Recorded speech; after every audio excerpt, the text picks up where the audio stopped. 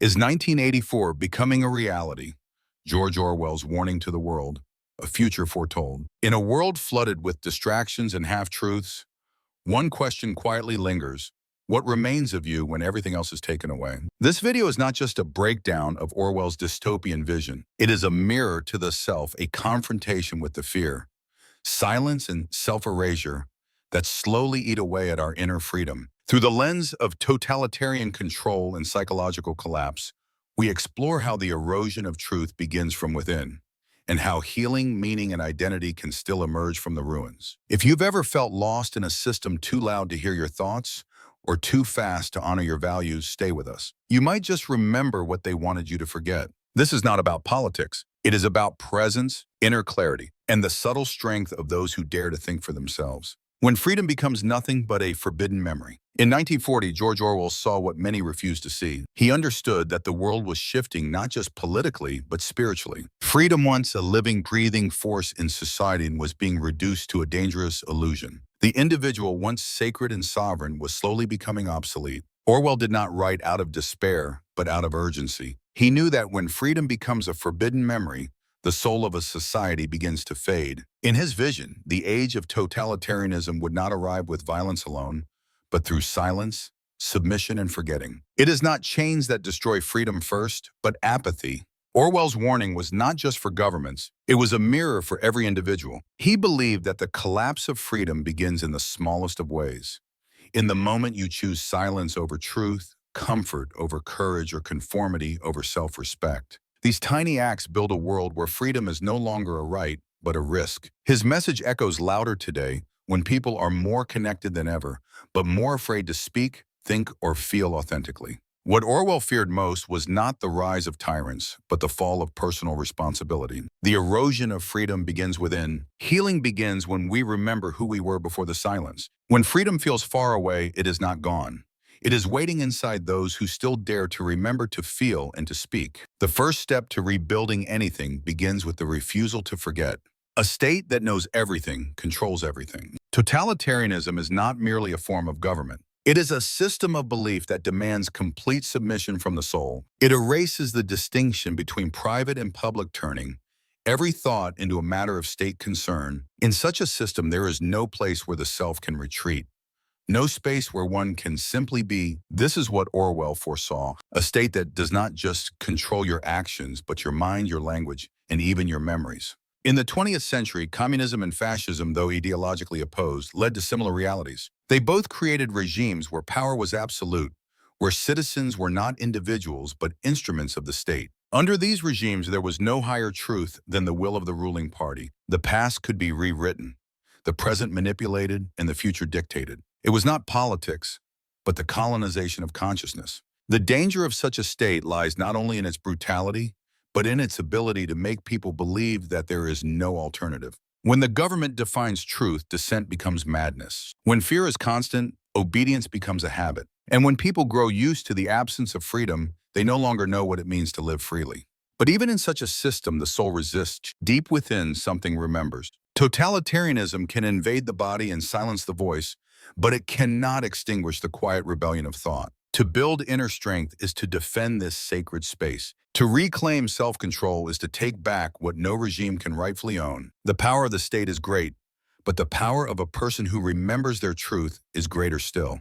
When fear becomes the only way to survive, fear is the foundation of every totalitarian system. It is not used randomly or impulsively. It is crafted, sharpened, and distributed with precision. Orwell understood this deeply. He saw how leaders did not simply want obedience. They wanted fear to replace thought, silence to replace speech, and instinct to replace reason. In such a world, fear is no longer an emotion. It becomes a way of life. In 1984, fear is embedded into the structure of society. The constant threat of surveillance, the fear of being reported by a neighbor, the dread of a facial expression being misread, all of it creates an invisible cage. People do not need chains. They carry the prison within them. Fear teaches them what not to say, what not to feel, even what not to think. Over time, this self-censorship becomes automatic. They no longer need to be watched because they have learned to watch themselves. This kind of fear is not just external. It seeps into the nervous system, rewires the brain, and breaks the spirit. It turns neighbors into spies, families into informants, and the individual into their own enemy. The result is isolation, disconnection, and a profound loss of trust, not just in others, but in oneself. But healing begins when we understand fear for what it is, a signal, not a sentence. We are not meant to live in a state of permanent vigilance. We are meant to feel, to speak, to stand. Rebuilding our sense of safety does not come from escaping fear, but from learning that we can survive it. And more than survive, we can grow through it. The power to move beyond fear does not lie in the world around us, but in the quiet decision to live from truth, not terror. Every look can become a crime. In a society ruled by fear, even a glance can betray you. In Orwell's world, the most innocent expression might be reported. The smallest hesitation might be punished. People live not only under the eye of the state, but under the watchful gaze of each other. The telescreen observed every movement, and worse, every citizen was trained to observe and report. The result was a culture where trust could not survive. Every room became a courtroom. Every relationship was a risk. This constant surveillance did more than just monitor behavior. It broke the bond between people. Friends became suspicious. Families were torn apart. Children were taught to betray their parents. The very foundation of love and safety was corroded by suspicion. In such a world, self-protection meant emotional withdrawal. People learned not to feel too deeply, not to speak too freely, not to care too openly. They wore emotional masks to avoid judgment, rejection, or punishment.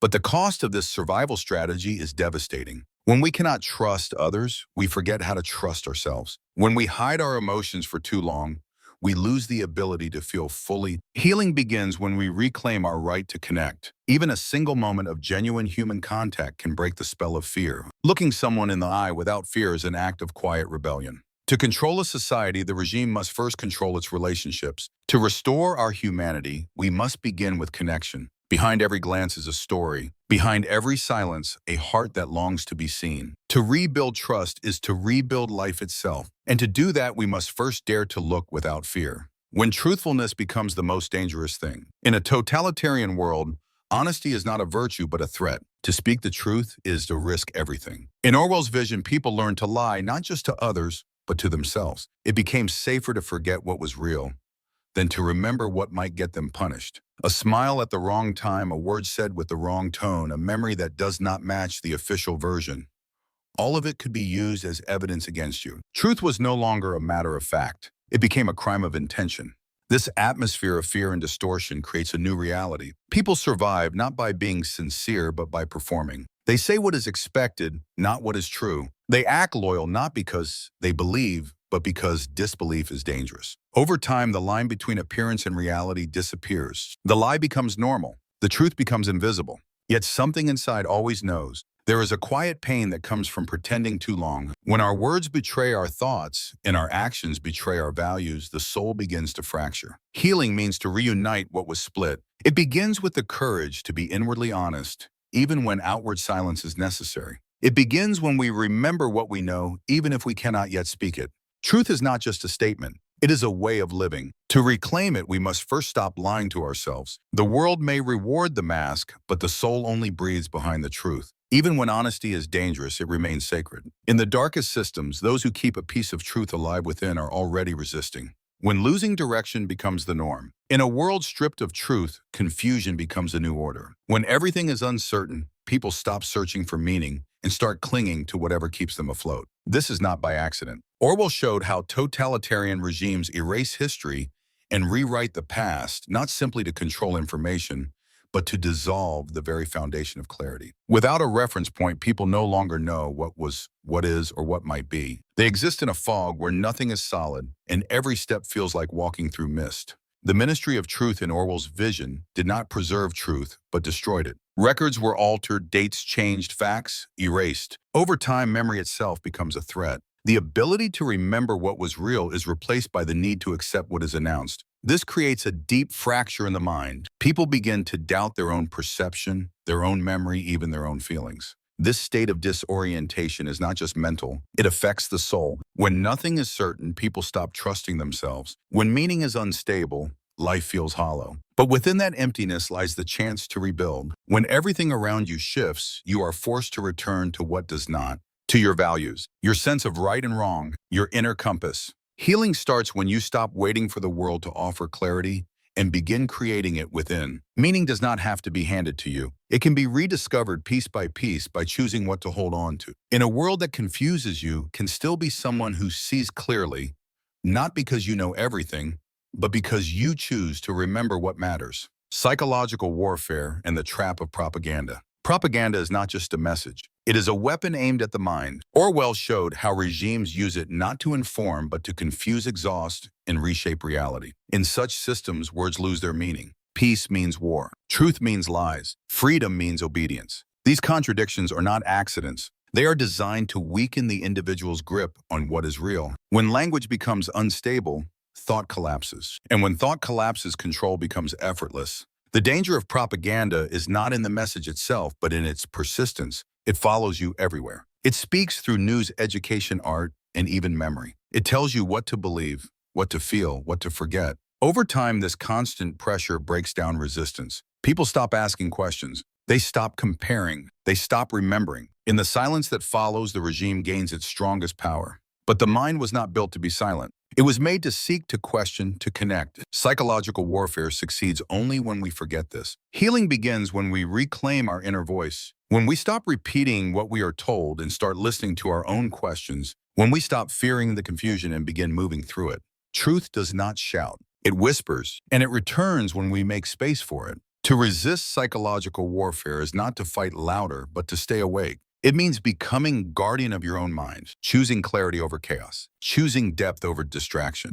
In a world where noise is used to silence your attention, becomes your greatest power. Falsehood is glorified as enlightenment. In Orwell's world, the most dangerous lies were not the ones whispered in darkness, but the ones displayed as truth. The regime did not simply deceive, it inverted meaning. War was presented as peace, slavery as freedom, ignorance as strength. These slogans were not mistakes. They were tools to train the mind to stop questioning, to accept contradiction, not as error, but as wisdom. Over time, people no longer recognized the lie. They repeated it, believed it, lived by it. This distortion of truth does more than manipulate thought. It reshapes the soul. When what is harmful is celebrated as noble, people lose their ability to recognize harm. They stop trusting their instincts. They stop feeling their inner resistance. Morality becomes whatever the system approves. Goodness is no longer about compassion or justice. It becomes obedience. And this obedience is praised as enlightenment.